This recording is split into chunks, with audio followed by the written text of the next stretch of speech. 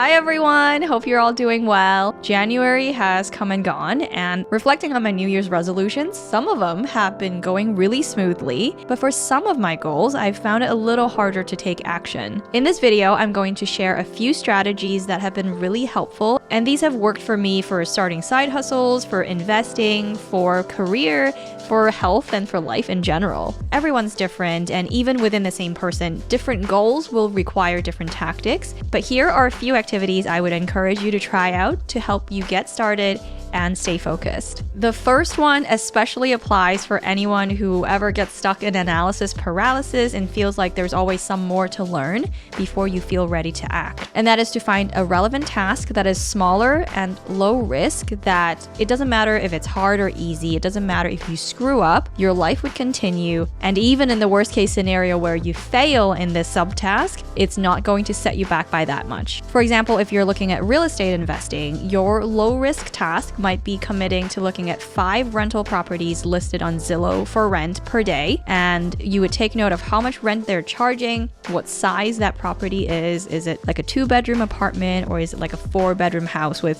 3 bathrooms, and you would take note of how long this place is sitting on the market. If you repeatedly do this low risk task, hopefully by the end of the week, by the end of a couple of weeks, you would be able to look at a potential property and recognize, yeah, I'm guessing this probably would be $1,800 per month. And on the flip side, it's pretty low stakes, right? Because even if you guessed and you guessed wrong, that's okay. No one can see you. You're just browsing, you're just learning, but you are now committed to taking this action that is going to help you unlock the skills you need to achieve the goal you want. Regardless of what your goal is, what are some things you can start learning right away and learn as you go? What are the things that you can only learn on the go? And when you flip it around like that, it almost seems silly to not get started because you're preventing yourself from learning these skills. Moving on to strategy number 2, in a similar vein, breaking things down into smaller steps. Most worthwhile endeavors take time and are composed of so many tiny little steps, like setting up an Airbnb or becoming a healthier version of yourself. These goals, even though they're simple to envision and fits nicely into a simple sentence, are really representative of a series of steps that are taken over a consistent period of time. Using Airbnb as an example, there's the element of analyzing markets. There's, before that, picking a market, learning to analyze profit, how much a house in the area costs, what expenses are involved. Is there snow removal? Is there lawn care? Or is there pest control? How about cleaning fees? And that's just all the financial side. There's also the other side of operational stuff, like what kind of business checking account do you use? Do you set up an LLC? Do you hire a property manager or manage it yourself? And if so, what does that entail? What kind of software is out there? There are a lot of things that go into this one goal, and it can be really daunting if you're looking at this giant thing and you don't know where to start. You feel like you are never actually moving ahead, even though you spent months on this thing. If that's how you're feeling, take a step back and look at all the steps that are required. List them out, kind of bullet point all of it, and then think about what is actually the core priority steps here. The core thesis of setting up this Airbnb, you need to figure out if it's a profitable thing to do. So all of the extra steps of finding a cleaner, hiring maintenance, setting up an LLC, like that is way later. Like I wouldn't even think about those things or worry about that too much, because that's not even worth investing time in if you are not sure if it's even profitable. So block all that out, learn to pick a market and start analyzing. And the way you can have this clarity and filter unnecessary or non-urgent things out, it really starts with breaking everything down into smaller steps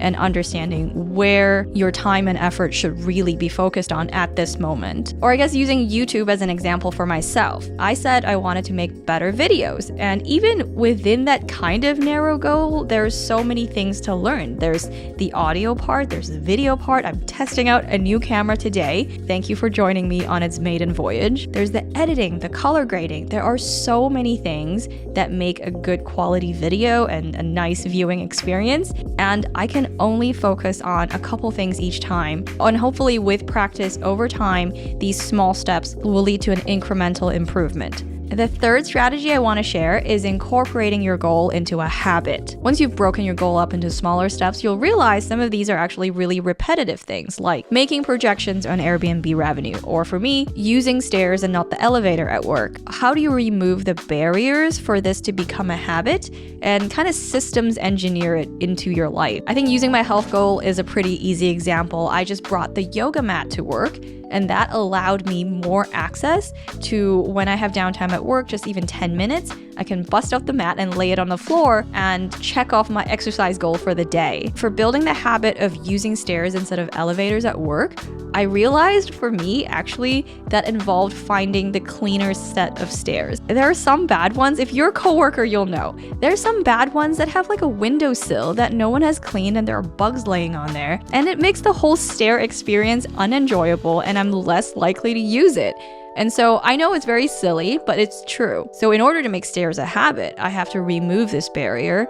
And to do that, I needed to find a different route that I can take that involved no nasty stairs. This one I'm still definitely working on. To use a more investing related example, when we were first learning how to do real estate, my husband and I would listen to podcasts together when we are doing a long distance drive to go see family, which was like a once a month thing. We made it a habit that when the kids fell asleep, like 8 o'clock in the car, one of us would take out our AirPods and then we'll each take one and start listening to like a Bigger Pockets podcast and hear how another investor started their journey, how a very inspiring person with this multi-million portfolio scaled. And over time, this became an automatic way that we are obtaining our real estate knowledge. We identified this chunk of free time where we really can't do a whole lot anyway because the kids are sleeping and we can't really talk and be loud. And the only barrier we needed to remove was making sure we had fully charged AirPods. For you, this might be a commute to work. This might be another time where you're sitting down to watch a show. And I'm not saying to not do anything fun and enjoyable, but could some of this be swapped out for this education that you're seeking? Another idea for a habit is a lot of real estate learning is looking at property listings and having a system of going through what is available for sale and how much they're going for and kind of learning the housing market. So that's just a lot of browsing on Zillow or whatever app you choose to use. When else do you just kind of browse around on your phone? Is it when you're sitting in the bathroom? Is it when you're waiting for a bus? Are you maybe waiting for kids pickup at the school? What are some existing lifestyle habits that you can incorporate this into? Somewhat related is my fourth strategy, doing these activities with someone else. Working towards something with someone else is an amazing way to have some accountability to make sure you're consistently taking action, and it also just makes it fun. And then additionally, just by the nature of no two people being the same, you are both going to encounter roadblocks at different times. And the other person can naturally be the helpful person to take this other person out from whatever hurdle that they're facing, and you can solve a problem together. Also, you can call each other out on BS. You've already heard how we listen to podcasts together. The other time we collaborated like this is when we both started independently looking at different property listings on Zillow in our local market, and we would send interesting listings to each other. It became part of what we talked about during lunch, and it was amazing to have this other person nudge you on, oh yeah, he sent me some listings today. I haven't browsed on Zillow, maybe I'll go do that. So from an accountability standpoint, it was amazing at keeping us consistent, and we also got to play to our strengths. So even though we both had a general sense of like market rents and housing prices, I was generally more the Excel spreadsheet person, and I would plug in kind of more of the expenses, fill out the property taxes, and actually come up with like a percentage cash on cash return. Whereas my husband has a keener eye on the general layout of the house, any like red flags in terms of this might need a lot of maintenance or this seems like a bad idea. Applying this more to health related stuff, I would say my best attempts at any physical activity had been the nights when me and my husband, we would pull out these yoga mats after we're done cleaning up after dinner time and the kids are in bed, and we would do some yoga together. It really was both building this into a routine and also having this other person who you know is kind of expecting you to join in, and you're more likely to keep going even on the days where you don't feel like it because of that person who is either waiting on you or cheering you on and doing this activity with you. Now, as for practically how do you find someone who can study real estate with you, I know there are people who like real estate meetups in-person networking events in their area. I am an introvert, so that sounds like a complete nightmare to me. I don't really want to go meet people in that way. And also, I think sometimes there are some predatory people in the group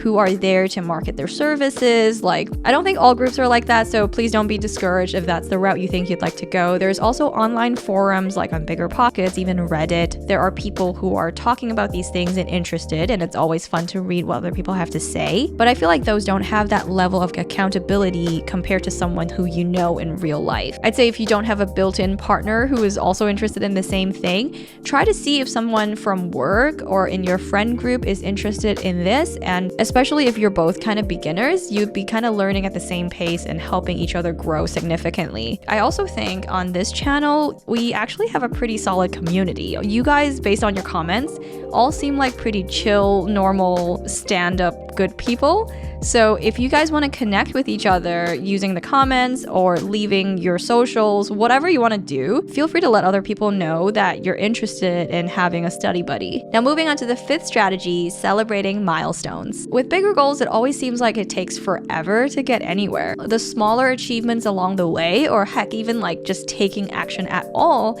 can be worth celebrating. So maybe what you can do is predetermine a milestone, whether it's like an input-based thing. After I analyze 50 properties using this spreadsheet, or maybe an output-based goal, like after I reach 10,000 subscribers. Or your milestone could even be like a game where you win by getting the next 3 properties kind of correctly analyzed within a 5% margin. When you achieve that, celebrate by either just acknowledging that you did something amazing. Sometimes I find that to be enough because I think the fun is really in the learning and the achievement itself. Or it could be some extra thing where you'll go celebrate with a nice dinner with your study buddy, or it could be something that you buy, or you can choose to take a day off from working towards this goal if that is what's going to give you motivation. I think the only caution I have here is try not to get into like a toxic thing where you have to earn anything enjoyable. Like, I can only watch a fun TV show after I have analyzed 20 properties for the day. I think some level of this mentality can give you focus and motivation,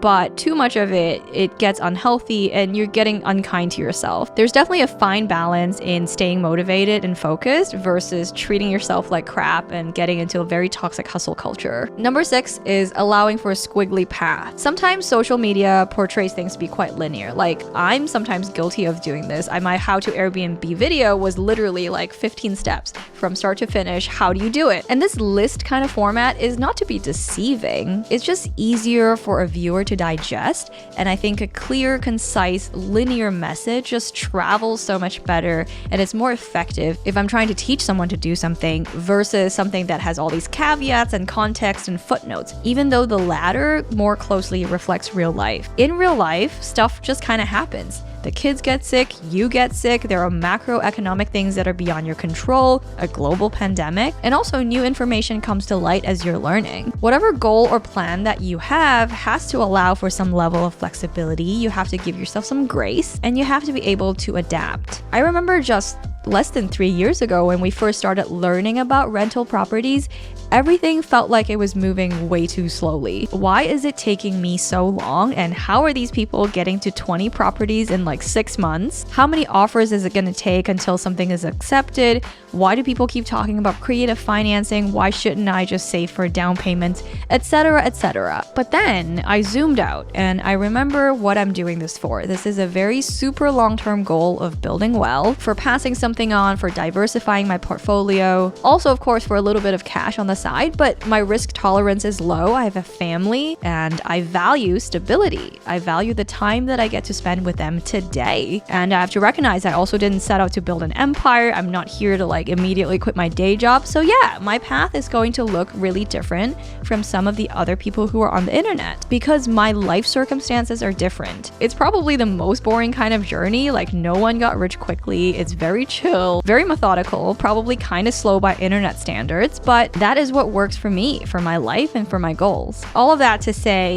your timeline will also be different. Your background is different. Your goals are different. But I truly, genuinely believe that if you have your eye set on your goal and you know clearly why you want to get there, and you also follow the first 5 strategies and kind of keep taking action a day at a time, you will carve out that path that works for you and get you where you need to go. Oh, and when you do, please come back and share your story with us, because I know we need more examples on the internet of very part-time investors who also have a professional job and a family and other hobbies who have found success, and hear what that journey looks like. For all my goals this year, they are very much still a work in progress, but these are kind of the strategies that I'm actively using to help me get moving and work towards what I want. I hope that if you were feeling stuck at all, this video helped you get unstuck and ready to move on to the next steps. Remember to leave a comment on this video if you're interested in connecting with others in this community, and let us know if you have other tips on taking action and staying motivated. I hope you have a good week, and I'll see you in the next video.